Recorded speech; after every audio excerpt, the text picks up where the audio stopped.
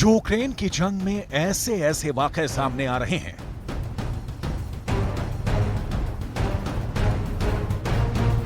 ऐसे खतरनाक युद्ध के मोर्चे लगे हुए हैं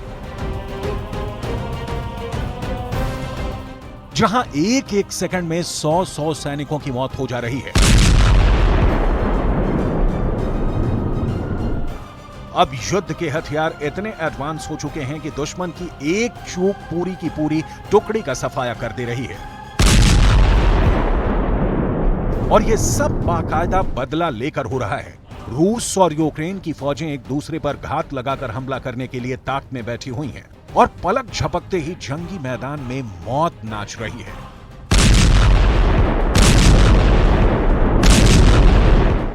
युद्ध भूमि में हालात बहुत खराब है और रूस ने दावा यह किया है कि सिर्फ एक ही हमले में एक ही बार में रूस ने यूक्रेन के 150 सैनिक मार डाले हैं। इस खबर के बारे में हम आपको पूरे विस्तार से बताएंगे, लेकिन इसके अलावा हम बात करेंगे यूक्रेन के ड्रोन आर्मी के शौर्य की, जिसने रूस के अंदर तहलका मचा रखा है। अब रूस के कुर्स्क शहर पर ड्रोन हमला हुआ है। क्या है ये पूरा मामला, सब कुछ आपको हम बताने जा रहे हैं। बात करेंगे एक और वीडियो की जो इंटरनेट पर वायरल हो रहा है। इस वीडियो में दिखाया जा रहा है कि रूस का एक बेहद मजबूत टैंक टर्मिनेटर एक ड्रोन के द्वारा नष्ट कर दिया गया है। क्या है ये पूरा मामला, हम आपको विस्तार से समझाएंगे, लेकिन सबसे पहले हम आपको ले चलेंगे इस वक्त यूक्रेन के सबसे खूनी मैदान में नीप्रो नदी के किनारे, जहां पर हुई खूनी महाभारत।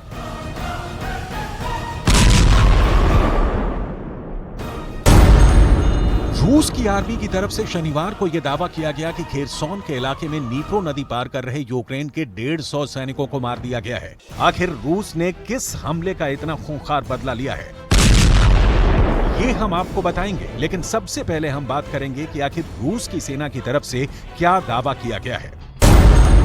रूस की सेना ने दावा किया कि लगभग 150 यूक्रेनी सैनिक नीप्रो नदी के बाईं तरफ रूसी कब्जे वाले इलाके में घुसपैठ करने की कोशिश कर रहे थे। अचानक यूक्रेन की इस कोशिश का जवाब देने के लिए फौरन कार्रवाई की गई। घुसपैठियों पर फायरिंग की गई, जिसमें पूरी की पूरी टुकड़ी ही खत्म हो गई और इस तरह नीप्रो नदी के बाएं किनारे पर पैर जमाने की कोशिश को नाकाम कर दिया गया है। अब जो बात रूस की सेना ने छुपा ली है वो ये है कि यूक्रेन के इन 150 सैनिकों को सरेंडर करवाने के लिए मौका भी नहीं दिया गया। बदले की कार्रवाई करते हुए ताबड़तोड़ अंधाधुंध फायरिंग खोल दी गई, जिसमें यूक्रेन के सैनिकों को भागने का मौका भी नहीं मिल पाया। यूक्रेन के एक एक गांव पर कब्जे के लिए खून की नदियां बहाई जा रही हैं।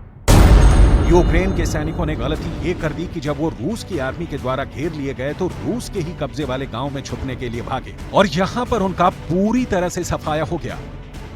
यहां आपके लिए ये समझना भी जरूरी है कि आखिर खेरसोन के अंदर नीप्रो नदी पर कब्जे को लेकर इतनी खूंरेज जंग क्यों हो रही है। आखिर क्यों नीप्रो नदी का पानी खून से लाल हो रहा है, इसके लिए आपको यूक्रेन का यह नक्शा ध्यान से देखना होगा। ये है यूक्रेन की नीप्रो नदी और ये है खेरसोन का इलाका। दरअसल नीप्रो नदी खेरसोन के इलाके को 2 हिस्सों में बांटती है। नीप्रो नदी के ऊपर के मैदानी हिस्से में यूक्रेन के सैनिकों का कब्जा है, यहाँ पर जंग चल रही है, और नीप्रो नदी के नीचे के मैदानी इलाकों पर रूस की सेना काबिज है। पिछले साल रूस पूरे खेरसोन पर ही काबिज था, यानी नदी के इस पार और नदी के उस पार भी रूस के सैनिक मौजूद थे।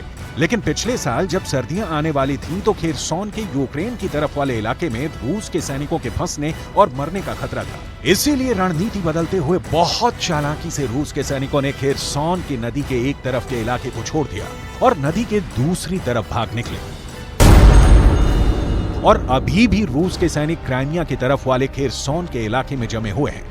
लेकिन ज़ेलेंस्की सख्त आदेश पहले ही दे चुके हैं कि यूक्रेन के कमांडरों को किसी भी कीमत पर पूरा खेरसोन रूस के सैनिकों से खाली करवाना है। लेकिन रूस के सैनिक नीप्रो नदी की तरफ जमे हुए हैं और जैसे ही यूक्रेन के सैनिक नदी पार करने की कोशिश करते हैं, रूस के सैनिक फायरिंग कर देते हैं। यही वजह है कि नदी का ये पूरा इलाका एक खूनी जंग के मैदान में तब्दील हो चुका है। अब आपको ये भी समझाते हैं कि आखिर रूस ने ये खूनी बदला क्यों लिया। दरअसल 2 हफ्ते पहले रूस की 200 सैनिकों की एक टुकड़ी काला सागर के द्वीप डजारेल हाच पर युद्ध का अभ्यास कर रही थी।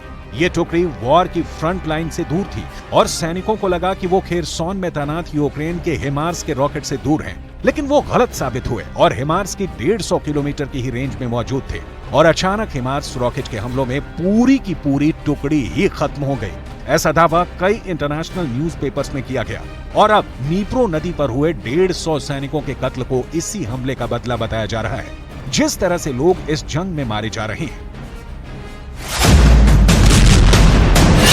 फरवरी 2022 में यूक्रेन में युद्ध शुरू होने के बाद से मारे गए या घायल हुए यूक्रेनी और रूसी सैनिकों की संख्या कुछ अमेरिकी अधिकारियों का हवाला देते हुए न्यूयॉर्क टाइम्स की एक रिपोर्ट में 5 लाख के करीब बताई गई थी। कई रिपोर्ट्स में दावा किया गया है कि यूक्रेन के भी 70,000 से ज्यादा सैनिक इस युद्ध में मारे जा चुके हैं। यूक्रेन के सैनिक आखिर कैसे ड्रोन्स को ऑपरेट करते हैं, इस पर भी कई वीडियो सामने आ रहे हैं। हम आपको यूक्रेन के युद्ध के मैदान की तस्वीरें दिखा रहे हैं। ये यूक्रेन की आर्मी के जवान हैं जो ड्रोन्स के इस्तेमाल में काफी कुशल हो चुके हैं। ये सैनिक ड्रोन्स की लोकेशन को इलेक्ट्रॉनिक स्क्रीन से जोड़कर भी देख सकते हैं और दुश्मन की लोकेशन के हिसाब से ड्रोन्स का मूवमेंट करवाते हैं। Это глаза. Самые настоящие глаза. Вот, как человеку с плохим зрением плохо жить, так и, собственно говоря, для армии, если нету глаз, то, ну, да. Ну, вот примерно так выглядит проезд БМП. То есть это машина с пехоты на борту, то есть куда-то на позиции заезжали.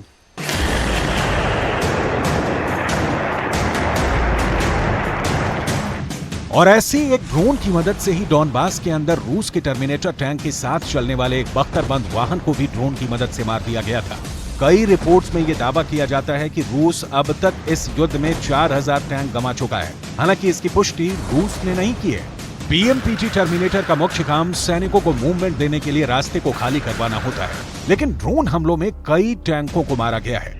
पिट पिट कर ही यूक्रेन लड़ना सीख रहा है और लगातार ड्रोन की मार झेल रहे यूक्रेन ने एक बार फिर से दावा किया है कि उसने रूस के 15 ड्रोन मार गिराए हैं। यूक्रेन ने दावा किया है कि रूस ने शनिवार की रात को ड्रोन से हमला किया था, लेकिन यूक्रेन की वायुसेना ने 15 ड्रोन्स को मार गिराया। कई रिपोर्ट्स में दावा यह है कि यह हमला रूस के कुर्स्क शहर से किया गया है और यही वजह है कि रूस के कुर्स्क शहर पर ही यूक्रेन ने ड्रोन से जवाबी हमला बोल दिया।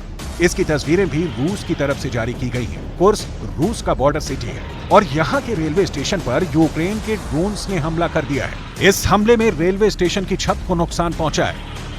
कुर्स्क के गवर्नर और अधिकारियों ने रेलवे स्टेशन का दौरा किया है।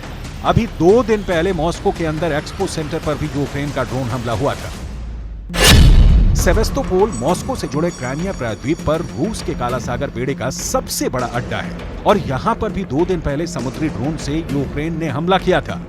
समंदर में जो हमला हुआ उसे तो रूस झेल गया, लेकिन रूस की राजधानी मॉस्को पर जब ज़ेलेंस्की का ड्रोन अटैक होता है तो सवाल पुतिन पर खड़े होने लगते हैं। मॉस्को के लोग ड्रोन अटैक से हैरान और अचंभित नजर आ रहे हैं और कई ऐसे लोग हैं जो डरते हुए ये बता रहे हैं कि वो एकदम सुरक्षित हैं और हमले के बाद भी जिंदा हैं। इस साल रूस और यूक्रेन में रूस के कंट्रोल वाले इलाकों में 120 से ज्यादा ड्रोन हमले यूक्रेन कर चुका है। 3 मई को तो पुतिन के आधिकारिक आवास क्रेमलिन पर ही हमला कर दिया गया था और रूस की तरफ से यूक्रेन पर आरोप लगाया गया था कि पुतिन को मारने की कोशिश की गई है, जिससे यूक्रेन इनकार करता रहा है। यूक्रेन ने जो ड्रोन अटैक किया उससे रेलवे स्टेशन की इमारत को नुकसान जरूर पहुंचा, लेकिन किसी की जान का नुकसान नहीं हुआ। लेकिन यूक्रेन का दावा है कि उसके शहर चेर्निहिव के अंदर रूस ने जो हमला किया उसमें कई लोगों की मौत हुई है और 35 से ज्यादा लोग घायल हुए हैं।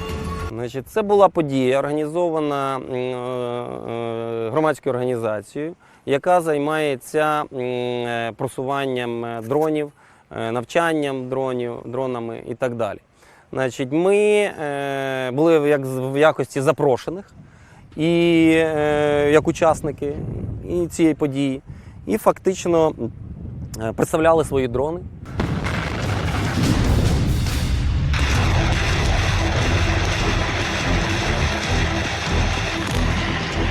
यूक्रेन के आंतरिक मंत्री इगोर क्लेमेंको ने सोशल मीडिया पर पोस्ट कर हमले की पुष्टि की। उन्होंने दावा किया कि घायलों में 11 बच्चे भी शामिल हैं।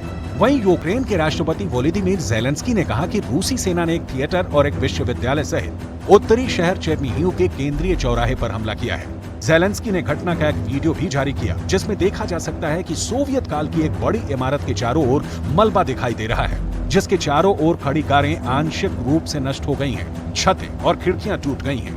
Сьогодні після 11 години я сидів в кафе, яке знаходиться в тому куті, і пив каву. Почув дуже сильний свист, я впав на землю, відбувся вибух дуже сильний. Мені скло падало, каміння, потім пиль велика. Я піднявся, вийшов в арку, побачив дуже багато людей окровавлених, побачив, як дитину в колясці несуть окровавлену. Ми почали допомагати людям, чим могли.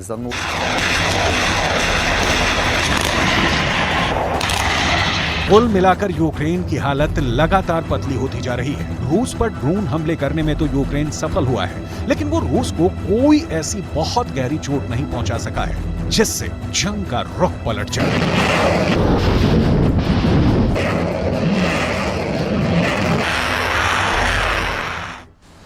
एक तरफ पुतिन अपने मून मिशन लूना के फेल होने का मातम मना रहे हैं, तो दूसरी तरफ जेलेंस्की ने F-16 के बाद